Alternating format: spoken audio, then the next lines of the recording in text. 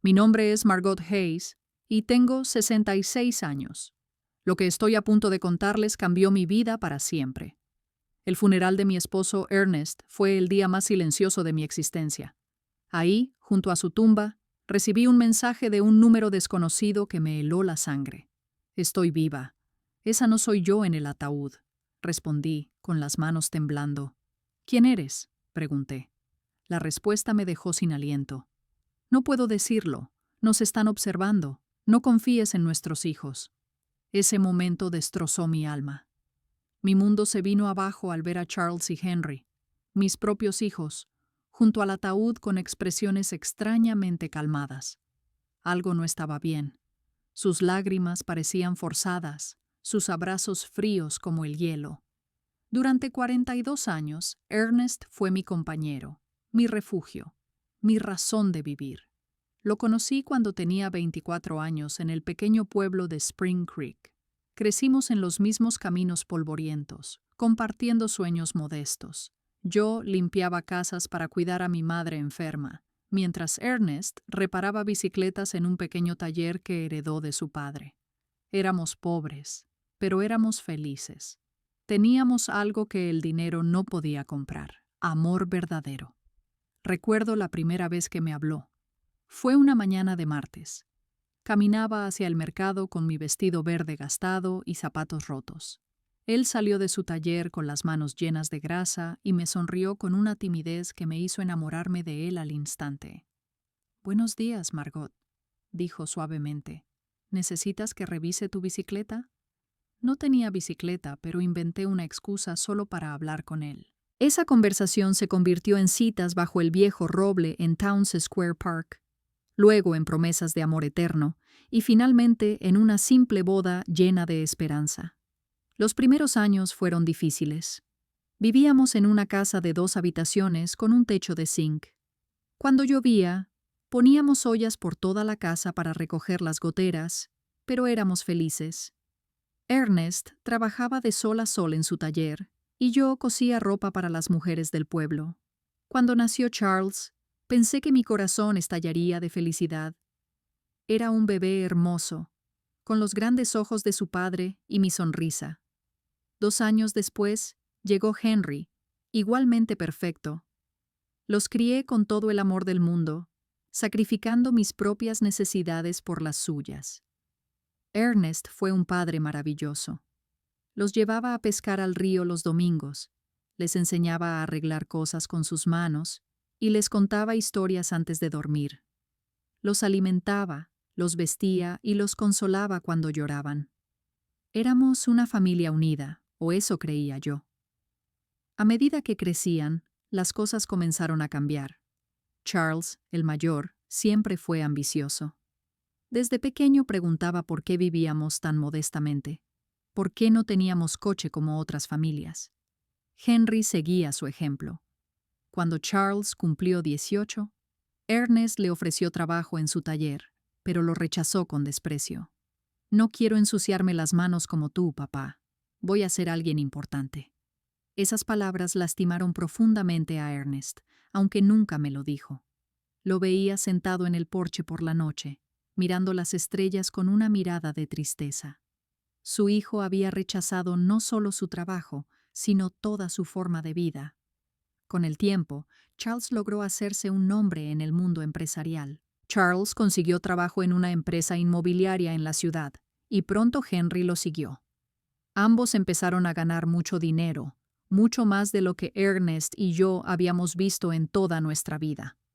Al principio me sentía muy orgullosa. Mis hijos habían logrado lo que nosotros nunca pudimos, saliendo de la pobreza y construyendo una vida mejor. Pero poco a poco, esa alegría se fue convirtiendo en tristeza. Las visitas se hicieron menos frecuentes y las llamadas telefónicas más cortas. Cuando venían, llegaban en autos caros, vestidos con trajes elegantes, hablando de inversiones y propiedades. Nos miraban con una extraña mezcla de lástima y vergüenza. «Mamá», me dijo Charles en una de sus visitas esporádicas, «tú y papá deberían mudarse a un lugar mejor. Esta casa se está cayendo». Tenía razón, pero esa casa guardaba todos nuestros recuerdos. Era donde habíamos criado a nuestros hijos, donde compartimos miles de comidas, donde envejecimos juntos. No era lujosa, pero era nuestro hogar. Ernest, siempre sabio, me decía: Margot, el dinero ha cambiado a nuestros hijos. Ya no somos suficientes para ellos. Yo me resistía a creerlo. Seguía justificando sus ausencias, sus llamadas breves, sus promesas rotas. Decía para mí misma que algún día serían los mismos chicos amorosos que criamos. Pero en mi corazón sabía que Ernest tenía razón. Habíamos perdido a nuestros hijos mucho antes de perder a mi esposo. No sabía hasta qué punto nos habíamos convertido en extraños para ellos. El cambio más drástico ocurrió cuando Charles se casó con Jasmine Albright, una mujer de la ciudad que nunca ocultó su desprecio por nuestro estilo de vida simple. Ernest y yo envejecimos solos, consolándonos mutuamente. Él seguía trabajando en su taller, aunque sus manos ya no tenían la misma fuerza. Yo seguía cosiendo, pero mis ojos ya no eran los mismos.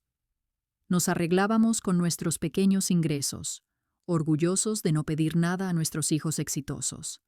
Una noche, mientras tomábamos café en el porche, Ernest me dijo: Lo más triste, Margot, no es que tengan dinero, sino que el dinero les ha hecho creer que ya no somos importantes. Tenía razón, como siempre. Nuestros hijos ya no eran los mismos. Ya no éramos los padres amados, sino un recordatorio incómodo de un pasado que querían olvidar. La situación empeoró cuando Charles compró una casa de $200,000 en un barrio exclusivo de la ciudad, y Henry hizo lo mismo poco después, invirtiendo en un condominio de lujo de $150,000. De repente, nuestros hijos eran dueños de fortunas que ni siquiera podíamos imaginar. Jasmine sugirió en una de sus raras visitas: deberían vender esta casa y mudarse a una comunidad para jubilados. Aquel comentario me golpeó como una bofetada. Después de 40 años construyendo nuestro hogar, querían enviarnos a un asilo. Ernest respondió con dignidad: No necesitamos un hogar. Pero vi las caras de Charles y Henry. Ellos apoyaban la idea. Entonces empezaron las sugerencias directas. Charles llegó un día con papeles, documentos que había preparado sin consultarnos. Mamá, papá, he estado pensando en su futuro. Esta casa no vale más de $1,000. Si la venden, puedo añadir algo de dinero para que se muden a un lugar mejor. Para ellos, todo se reducía a números, a valor monetario. Si venden la casa y se mudan a un lugar más pequeño, ese dinero podría ser una herencia anticipada. ¿Una herencia anticipada? Me estaba pidiendo nuestra herencia mientras aún estábamos vivos. La audacia de su petición me dejó sin palabras. Ernest se mantuvo calmado, pero vi cómo apretaba la mandíbula. Hijo, cuando tu madre y yo muramos, todo lo que tenemos será tuyo. Pero mientras estemos vivos, nuestras decisiones son nuestras. No seas terco, interrumpió Henry con dureza, algo que nunca había visto en él antes. Ya están viejos, no pueden seguir viviendo en el pasado. Esa noche, después de que se fueron, Ernest y yo hablamos hasta el amanecer. Por primera vez, discutimos la posibilidad de que nuestros hijos no fueran las personas que pensábamos haber criado. Algo no está bien, Margot, me dijo Ernest con una expresión de preocupación que nunca había visto en sus ojos. No imaginaba lo profundamente correctas que eran sus palabras. 3 semanas antes de la muerte de Ernest, Charles vino solo, más serio que de costumbre, y me dijo: Mamá, pase lo que pase, Henry y yo siempre nos encargaremos de ti. Esas palabras, antes reconfortantes, ahora me helaban la sangre. El accidente que cambió todo ocurrió un martes por la mañana. Ernest había salido temprano al taller, como siempre. Yo estaba preparando su comida favorita cuando el teléfono sonó con urgencia. ¿Señora Hayes?, preguntó una voz desconocida. Su esposo ha tenido un accidente grave. Necesita venir inmediatamente. Al llegar al hospital, Charles y Henry ya estaban allí, lo cual me sorprendió, ya que nadie me había avisado. Pero en mi desesperación no me detuve a pensar en eso. Mamá, dijo Charles abrazándome con fuerza. Papá está muy mal. Los médicos dijeron que una de las máquinas del taller explotó. Ernest tiene quemaduras graves y una lesión cerebral traumática. Los ojos de Henry estaban rojos, pero su expresión me pareció extraña, más nervioso que triste, como si esperara noticias importantes en lugar de sufrir por su padre. ¿Podemos verlo?, pregunté, desesperada. Solo familia inmediata, uno a la vez y por 5 minutos, explicó la enfermera. Al entrar a la UCI, mi corazón se hundió. Ernest estaba conectado a docenas de máquinas, con vendas cubriendo casi su rostro y brazos. Apenas lo reconocí. Su respiración era forzada, mantenida por máquinas que pitaban constantemente. Tomé su mano, la única parte de su cuerpo que parecía intacta. Ernest, mi amor, estoy aquí. Todo va a estar bien. Te vas a recuperar como siempre. Por un momento, sentí un ligero apretón en mi mano. Sus ojos se movieron detrás de sus párpados cerrados. Estaba luchando. Los siguientes 3 días fueron los más largos de mi vida. Viví prácticamente en el hospital, durmiendo en las incómodas sillas de la sala de espera. Charles y Henry se turnaban para acompañarme, pero parecían más interesados en hablar con los doctores que en consolar a su padre. Escuché fragmentos de conversaciones que no entendí completamente en ese momento. Henry hablaba de seguros médicos, del costo del tratamiento. Charles hablaba de pólizas de seguros de vida y beneficiarios.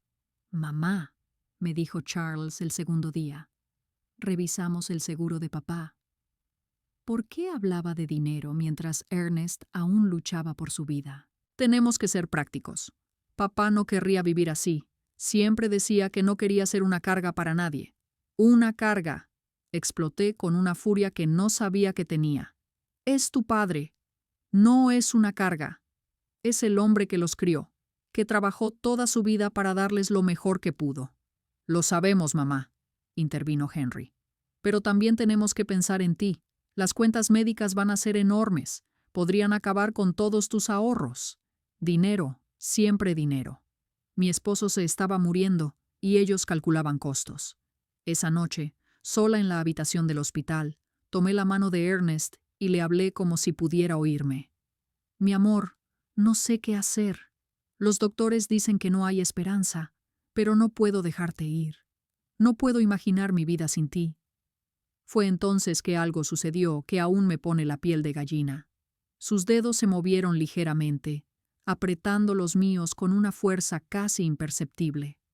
Sus labios se movieron como si intentara decir algo, pero no salió sonido. Llamé a las enfermeras, desesperada. Pero cuando llegaron, Ernest había vuelto a su estado anterior. 2 días después, las alarmas de las máquinas sonaron. Corrí hacia la habitación, gritando. Los médicos intentaron reanimarlo durante 40 minutos, pero fue inútil. A las 4:37 de la mañana, Ernest fue declarado muerto. El dolor físico que sentí fue insoportable. Charles y Henry llegaron 1 hora después, con papeles y teléfonos de funerarias. Ya habían hablado con la funeraria y el proceso de seguros ya estaba en marcha. Parecían preparados, como si esperaran la llamada. El funeral se programó para el lunes siguiente, con Charles tomando todas las decisiones, eligiendo el ataúd más sencillo y el servicio más corto. «Es lo que papá hubiera querido», dijo, mientras yo aún lloraba desconsolada. Mis manos temblaban tanto que Doris tuvo que ayudarme a abotonar los pequeños botones en la espalda. «Sé fuerte, Margot», susurró mi querida amiga mientras me peinaba con cuidado. «Ernest querría verte fuerte, pero no me sentía fuerte. Me sentía vacía, como una cáscara sin alma. 42 años de matrimonio no se entierran tan fácilmente. Cada objeto en la casa me recordaba a él. Su taza de café en la mesa, sus herramientas en el porche, su almohada que aún guardaba su aroma. Al llegar al cementerio, me sorprendió la poca gente que asistió. Esperaba ver más compañeros del taller de Ernest, más vecinos, más conocidos, pero solo estábamos Charles, Henry, Jasmine, Doris, el pastor y yo. Para un hombre que vivió 70 años en el mismo pueblo, el funeral parecía extrañamente vacío. «¿Dónde están los del taller?», le pregunté a Charles. No queríamos molestar a nadie, respondió rápidamente. Papá era una persona privada. Habría preferido algo íntimo. Pero eso no era cierto. Ernest amaba a su comunidad. Durante el servicio, observé a mis hijos con extraña indiferencia emocional. Charles miraba constantemente su reloj. Henry parecía inquieto, y Jasmine revisaba su teléfono discretamente. Así se despedían de su padre, con impaciencia y distracciones. Cuando llegó el momento de echar tierra sobre el ataúd, mis piernas no me soportaron. Doris me sostuvo mientras lloraba desconsoladamente. El sonido de la tierra golpeando la madera fue definitivo, concluyente, desesperanzador. En ese momento, mientras estaba junto a la tumba de Ernest, mi teléfono vibró. Un mensaje de texto de un número desconocido. Estoy viva. Esa no soy yo en el ataúd. Mi corazón se detuvo. Solo necesito ir a casa. De camino de regreso, no pude sacar esos mensajes de mi cabeza. ¿Era posible que alguien estuviera jugando una broma cruel en el peor momento de mi vida? ¿O había realmente una posibilidad de que Ernest estuviera vivo? Pero si estaba vivo, ¿quién habíamos enterrado? Y si no estaba vivo, ¿quién sabía tantos detalles de nuestras vidas para escribir algo tan específico sobre nuestros hijos? Esa noche, sola en mi casa, que ahora se sentía como una tumba, revisé cada detalle de los últimos días. El accidente de Ernest había sido extraño desde el principio. Según Charles, una máquina explotó en el taller, pero Ernest conocía cada tornillo y cable de allí. Además, ¿cómo habían llegado mis hijos al hospital tan rápido si nadie los había notificado? El hospital me había llamado primero. Yo era el contacto de emergencia. Luego estaba el dinero. Desde el primer día, Charles y Henry hablaban de pólizas de seguros y beneficiarios como si hubieran estado esperando este momento. Decidí revisar los papeles de Ernest. Encontré una póliza de seguro de vida por $50,000, pero lo que más me inquietó fue una póliza de compensación laboral de $15,000 que no conocía, comprada solo 2 meses antes de su muerte. Al día siguiente, fui al banco y descubrí que en los últimos 3 meses se habían hecho grandes retiros de nuestra cuenta de ahorros, autorizados por Ernest en persona. Dijo que necesitaba el dinero para reparaciones en el taller, pero yo llevaba las cuentas del hogar y sabía exactamente cuánto teníamos. Ernest nunca mencionó reparaciones caras, y mucho menos retiradas de miles de dólares de nuestros ahorros. ¿Tienes las firmas de esos retiros?, le pregunté. Me mostró los recibos, y aunque parecía la firma de Ernest, algo en la caligrafía no encajaba. Era temblorosa, incierta, diferente a su letra firme. ¿Vino solo a hacer estos retiros, o alguien estuvo con él?, le pregunté a Mrs. Thompson, quien me dijo que Charles había estado con su padre 1 o 2 veces, ayudándolo con los papeles. Eso me heló. Charles había estado involucrado en retiros de dinero que no conocía, usando la excusa de que su padre necesitaba ayuda. Esa tarde, mientras repasaba los recibos bancarios, recibí otro mensaje. El seguro fue idea de ellos. Lo convencieron de que necesitaba más protección para ti. Era una trampa. Ya no pude ignorar las pruebas. Pólizas de seguro aumentadas, retiros no autorizados, la frialdad de Charles en el funeral y sus acciones sospechosas. Decidí ir al taller de Ernest, pero todo estaba sorprendentemente limpio, sin señales de la explosión. En su escritorio, encontré una nota escrita por él 3 días antes de su muerte. Charles insiste en que necesito más seguro. Dice que es para Margot. Pero algo no me parece bien. No confío en sus intenciones. Debajo de la nota encontré otra. Henry me trajo unos papeles para firmar. Dice que son para modernizar el taller, pero no entiendo de qué se trata. ¿Por qué tanta prisa? Ernest había sospechado de las malas intenciones de nuestros hijos, pero murió antes de contarme. Seguí buscando y encontré un sobre sellado con mi nombre. Al abrirlo con manos temblorosas, encontré una carta de Ernest. Mi querida Margot, si estás leyendo esto, significa que algo me ha pasado. En los últimos meses, he notado cambios extraños en Charles y Henry. Están demasiado interesados en nuestro dinero, en el seguro, en vender la casa. Jasmine está presionándolos mucho. Ayer, Charles me dijo que debería preocuparme por mi seguridad, que a mi edad, cualquier accidente podría ser fatal. No sé por qué, pero esas palabras sonaron como una amenaza. La carta cayó de mis manos.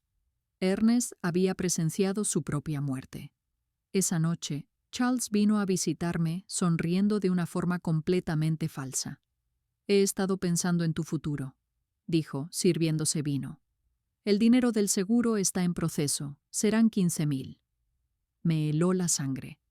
¿Cómo sabía la cantidad exacta? El sargento revisó sus archivos y me sorprendió al decirme que no había ningún informe de una explosión en el taller de Ernest, ni de un accidente laboral. Me tembló el cuerpo al escuchar que, según el informe médico, mi esposo había llegado al hospital con síntomas de envenenamiento, no por un accidente. Había rastros de metanol en su sangre, suficiente para causar ceguera, daño cerebral y finalmente la muerte. Nadie me había informado de esto, y los familiares inmediatos, Charles y Henry, pidieron que se mantuviera en secreto para evitar especulaciones. Ellos habían inventado la historia de la explosión para cubrir un asesinato. El sargento me ofreció abrir una investigación formal. Estaba segura de que mis propios hijos habían matado a su padre por dinero. Esa tarde, Henry vino con flores y su sonrisa falsa, sugiriendo que vendiera la casa pronto porque las viviendas antiguas pierden valor. Le enfrenté. Sabía que su padre no había muerto por un accidente en el trabajo. Por un momento vi pánico en sus ojos, pero lo disimuló rápidamente. Me dijo que no hiciera cosas como esa, que la pena me estaba afectando. Salió apresurado, pero antes de irse hizo una llamada urgente. Esa noche recibí un mensaje revelador. Mañana se reunirán para tratar de convencerte de que estás loca, que el dolor te hace imaginar cosas. No les creas y no tomes nada de lo que te ofrezcan para comer o beber. La predicción de los mensajes misteriosos se cumplió al pie de la letra. Al día siguiente, Charles, Henry y Jasmine llegaron a mi casa con un aire de preocupación exagerada y una bolsa de pasteles de la panadería del centro. «Estamos muy preocupados por ti», comenzó Charles con voz melosa. «Los vecinos nos dicen que has estado actuando extraño, que no estás comiendo bien». Era otra mentira más. «Jasmine trajo tus pasteles favoritos», agregó Henry. «Y preparamos el café especial que te gusta». Recordé las palabras de los mensajes. «No tomes nada de lo que te ofrezcan». «Gracias, pero ya desayuné», respondí, manteniendo distancia. «Necesitas comer», insistió Jasmine. «Has perdido mucho peso desde que murió papá». Charles se acercó más. «Queremos hablar contigo sobre algo importante. Henry y yo hemos consultado a algunos médicos sobre tu comportamiento. Me acusaron de paranoica por hacer preguntas sobre las mentiras que habían ocultado. No soy paranoica, solo estoy preguntando lo que debía haber preguntado desde el principio», respondí con firmeza. Pero sus miradas de pánico no se ocultaban. ¿Dónde estaban los materiales? ¿Por qué nadie en el pueblo sabía sobre esa supuesta remodelación? Y sobre el informe policial, continuó Charles. No todos los accidentes laborales requieren un informe, especialmente en propiedad privada. Más mentiras. El sargento O'Connell había sido claro. Cualquier accidente laboral con heridas graves requiere informe oficial. Solo queremos cuidarte, intervino Jasmine con una voz dulce pero condescendiente. Pensamos que lo mejor sería que te mudaras a un lugar con atención médica especializada. Una residencia, corrigió Charles, para personas que atraviesan duelos complicados. Mientras tanto, añadió Henry, podemos encargarnos de vender la casa, gestionar el dinero del seguro, todo lo que no deberías manejar en tu estado.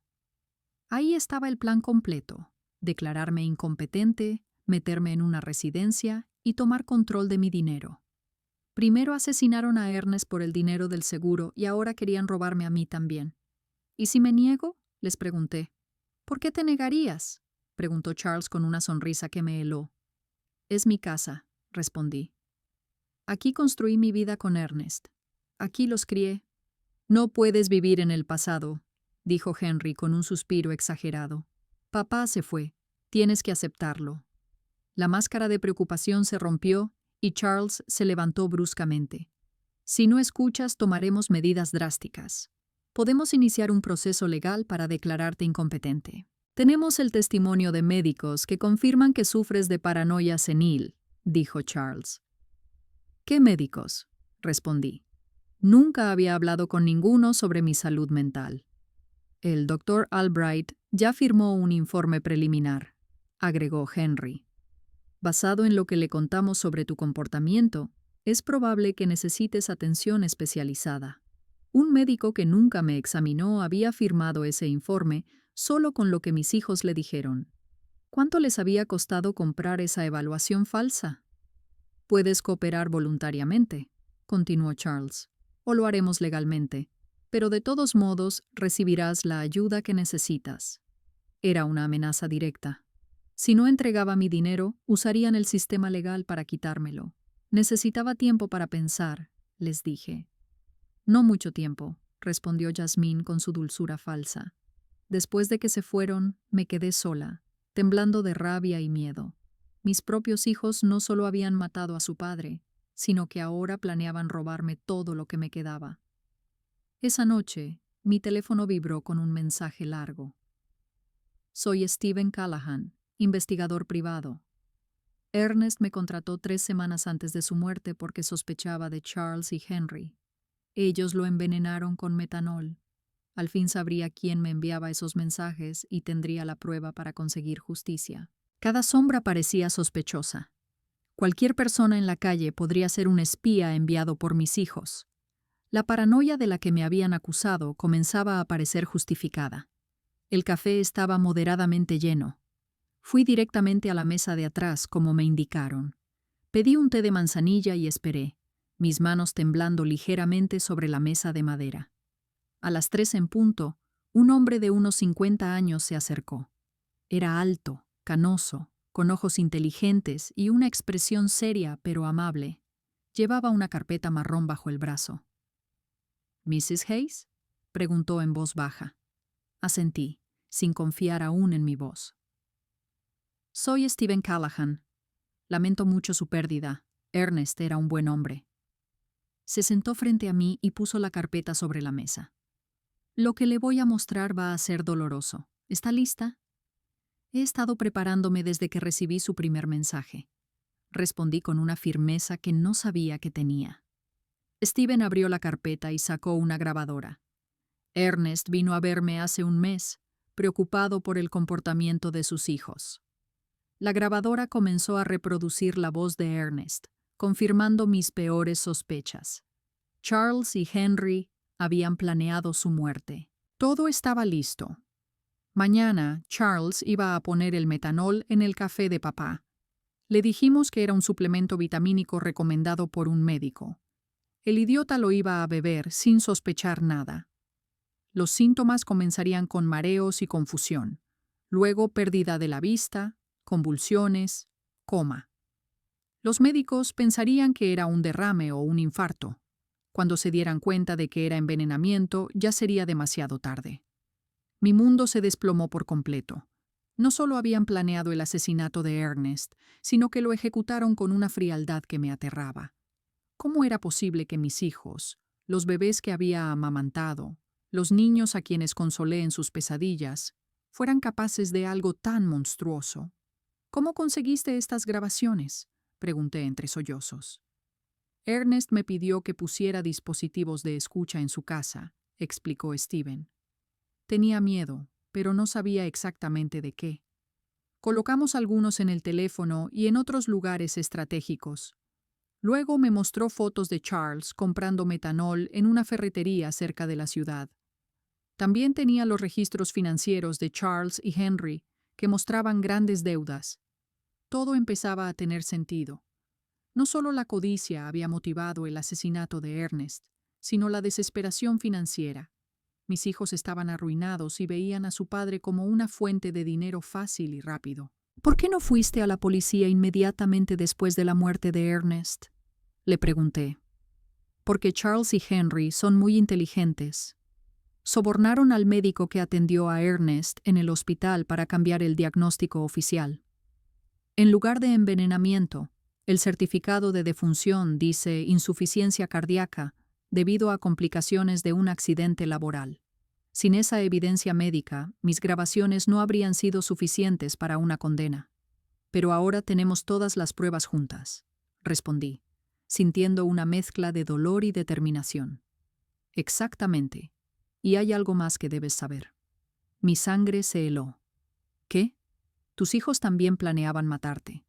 Steven puso una última grabación, esta vez con las voces de Charles y Henry juntos. Una vez que tengamos el dinero del seguro de papá, tenemos que deshacernos de mamá también, dijo Charles. No podemos arriesgarnos a que se sospeche o que alguien le ponga ideas en la cabeza. ¿Cómo? Preguntó Henry. Lo mismo que con papá. Pero esta vez podemos hacer que parezca un suicidio por depresión. Nadie lo cuestionaría, y el dinero sería solo para nosotros. La grabación se detuvo. Estaba temblando incontrolablemente. Mis hijos no solo mataron a su padre, sino que también planeaban matarme. Todo por dinero. Necesito presentar una denuncia formal por el asesinato de mi esposo, Ernest. El sargento me miró sorprendido. ¿Asesinato? Señora Hayes, el certificado de defunción dice que murió por complicaciones cardíacas tras un accidente laboral. El certificado de defunción es falso, respondí, colocando la carpeta de Steven sobre su escritorio. Mi esposo fue envenenado deliberadamente con metanol por nuestros propios hijos. Durante las siguientes 2 horas, Steven y yo presentamos todas las pruebas, grabaciones de audio, fotos de Charles comprando metanol, documentos bancarios con retiros no autorizados, los resultados médicos de Ernest, que demostraban su salud perfecta, y finalmente, las grabaciones donde mis hijos confesaban el asesinato de su padre y sus planes para matarme. El sargento O'Connell escuchó cada grabación con una expresión cada vez más seria. Cuando terminamos, se reclinó en su silla y negó con la cabeza. «Esto es monstruoso», murmuró. ¿Está segura de que quiere seguir con esto, señora Hayes? Una vez que arrestemos a sus hijos, no hay vuelta atrás. Sergeant, respondí con toda la dignidad que pude reunir. Esos hombres asesinaron a mi esposo a sangre fría por dinero. También planeaban asesinarme. Ya no son mis hijos. Son criminales que deben pagar por sus crímenes. Mi teléfono sonó repetidamente durante la siguiente hora. Primero Charles, luego Henry, ambos con voces cada vez más desesperadas preguntando dónde estaba, pero no respondí ninguna llamada. A las 9 de la mañana, el sargento O'Connell tocó a mi puerta. Señora Hayes, hemos arrestado a Charles y Henry. Están bajo custodia policial, acusados de asesinato en primer grado y conspiración para cometer asesinato. Sentí que mis piernas temblaban, pero esta vez no era por miedo, sino por alivio. ¿Cómo reaccionaron?, pregunté. Charles negó todo al principio, pero cuando le mostramos las grabaciones, se derrumbó. Henry intentó escapar por la ventana trasera de su casa. Tuvimos que perseguirlo por 6 cuadras. Esa tarde, Jasmine vino a verme, llorando y suplicando, completamente diferente de la mujer fría y calculadora que conocía. Por favor, señora Hayes, tiene que retirar los cargos contra Charles. No es malo, solo estaba desesperado por sus deudas. La miré sin compasión. Jasmine, tu esposo envenenó a mi esposo. Estaba planeando matarme también. No hay justificación para eso. 3 días después, la exhumación de Ernest confirmó lo que Steven había descubierto: niveles letales de metanol en su sistema. El caso se convirtió en una sensación en el pueblo. Él había anticipado la traición de nuestros hijos y tomó medidas para asegurar que la justicia prevaleciera. El juicio estaba programado para dentro de 2 meses. Charles y Henry enfrentaban cargos de asesinato en primer grado, que en nuestro estado conllevaba una condena de 25 años a cadena perpetua. El día del juicio llegó después de 2 meses de intensa preparación legal.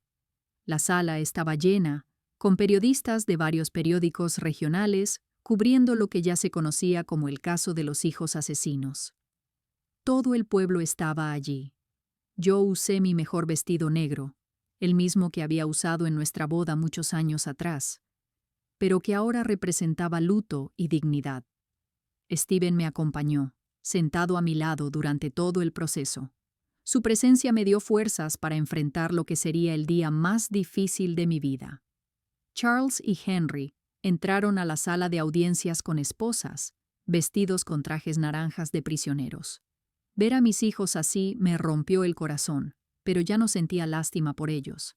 Solo tristeza por la muerte moral que eligieron mucho antes de asesinar físicamente a su padre. La fiscalía presentó el caso con precisión devastadora, mostrando las grabaciones en las que los acusados planeaban el asesinato de Ernest y también el mío. Cuando me dijeron que Ernest había tenido un accidente en su tienda, lo creí. Cuando organizaron el funeral tan rápido, pensé que estaban siendo eficientes en su dolor. Nunca imaginé que estaban cubriendo un asesinato. Charles bajó la cabeza durante mi testimonio. Henry me miró desafiantemente, pero vi lágrimas en sus ojos. Demasiado tarde para las lágrimas. Demasiado tarde para el arrepentimiento. El momento más dramático del juicio llegó cuando la fiscalía decidió reproducir la grabación completa de la conversación en la que planeaban mi propio asesinato. La voz de Charles llenó la sala. Una vez tengamos el dinero del seguro de papá, también tenemos que deshacernos de mamá. Un murmullo de horror recorrió la audiencia. El fiscal me preguntó cómo me sentía al escuchar esa grabación. Respondí que me di cuenta de que había perdido a mis hijos mucho antes de perder a mi esposo. La defensa intentó descalificar mi testimonio, sugiriendo que había exagerado, pero las grabaciones hablaron por sí solas. Steven también testificó, revelando cómo Ernest había contratado su investigación. Tras 3 días de devastadores testimonios, el veredicto fue claro. Charles y Henry eran culpables del asesinato de su padre y de conspirar para matarme a mí. Los sentenciaron a cadena perpetua sin posibilidad de libertad condicional durante 30 años. Al escuchar esas palabras, sentí un peso gigantesco levantarse de mis hombros. Justicia. Finalmente, había justicia para Ernest. Después del juicio, muchas personas vinieron a abrazarme y expresarme su apoyo. Doris lloró conmigo, no por tristeza, sino por alivio. Margot, ahora Ernest puede descansar en paz, susurró. Esa noche volví a mi casa, que ahora se sentía diferente. Ya no era un lugar de dolor y traición. Era mi hogar de nuevo, el lugar donde Ernest y yo fuimos felices durante 42 años. Una semana después, Steven vino a visitarme.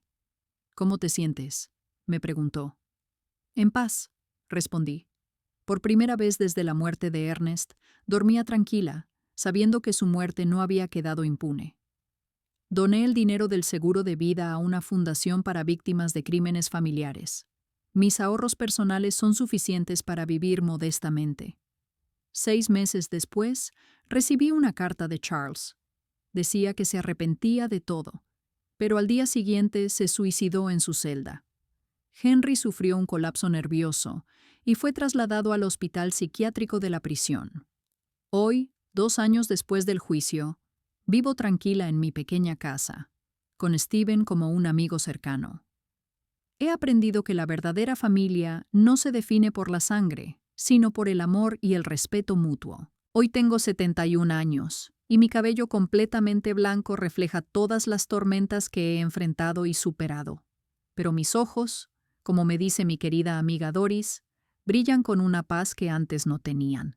La casa donde Ernest y yo construimos nuestros sueños sigue siendo mi refugio. He hecho algunas mejoras con el dinero que ahorré. Pinté las paredes de amarillo suave, el color favorito de Ernest, y convertí su antigua tienda en el jardín más hermoso del vecindario. Steven Callahan se convirtió en más que el investigador que me ayudó a conseguir justicia. Es mi familia elegida. Cada miércoles viene a visitarme y tomamos café en el porche mientras me cuenta historias de sus otros casos. A veces me pregunta si me arrepiento de haber denunciado a mis propios hijos. Nunca, siempre respondo. La verdad duele, pero las mentiras matan el alma. La fundación que establecí con el dinero del seguro de vida ha crecido más de lo que imaginé. Ayuda a docenas de familias cada año. Hace 6 meses, una mujer vino a verme. Su historia era como la mía. Gracias a la fundación, su hermano fue condenado. Estos momentos me recuerdan por qué todo el dolor valió la pena. Henry sigue vivo, pero su mente está rota y recibe cartas incoherentes llenas de disculpas. Jasmine desapareció después del juicio, quizás por saber demasiado. Esas preguntas pertenecen al pasado, y he aprendido a vivir en el presente. El caso de Spring Creek nunca será olvidado. Se ha convertido en una leyenda local, una historia que los padres cuentan a sus hijos como advertencia sobre la codicia y la traición. Algunos me ven como una heroína, otros como una mujer cruel que mandó a sus propios hijos a prisión. No me importa lo que piensen.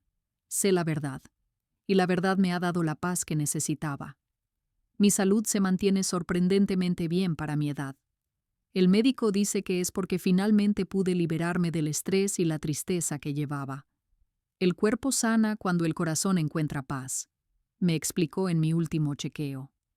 Las mañanas de domingo son mis favoritas. Corto flores frescas de mi jardín y camino al cementerio para visitar la tumba de Ernest. Su lápida tiene una inscripción que grabé después del juicio. Ernest Hayes, esposo amado, padre traicionado, hombre honorable. Su amor fue más fuerte que su muerte. Ya no siento dolor al pensar en Charles y Henry, solo lástima. Ellos eligieron el odio cuando tenían todo el amor del mundo. Esta historia ha inspirado a muchos, y con el legado de Ernest seguimos ayudando a familias. El mal intentó destruir su historia, pero el bien la convirtió en esperanza para otros. Antes de dormir, a veces saco las antiguas fotografías de cuando Charles y Henry eran niños. Los veo jugando en el jardín, abrazando a su padre, riendo conmigo en los pasados Navidades. Me permito llorar por esos niños inocentes que existieron antes de que la codicia los corrompiera completamente. Pero ya no lloro por los hombres en que se convirtieron. Esos hombres eligieron su destino. Mi historia terminó siendo más grande que mi tragedia personal. Se ha convertido en un símbolo de que la justicia es posible, incluso cuando proviene de fuentes inesperadas. Una viuda de 66 años demostró que la verdad es más poderosa que la mentira, que el verdadero amor es más fuerte que la traición y que nunca es tarde para hacer lo correcto. Mañana es miércoles y Steven vendrá a tomar café como siempre. Prepararé su pastel favorito y le contaré sobre las cartas de agradecimiento que llegaron esta semana. Después trabajaremos juntos en el jardín, plantando nuevas flores para la primavera. La vida sigue más simple pero más auténtica que antes. He aprendido que la verdadera familia no es la que comparte sangre, sino la que comparte valores y respeto mutuo.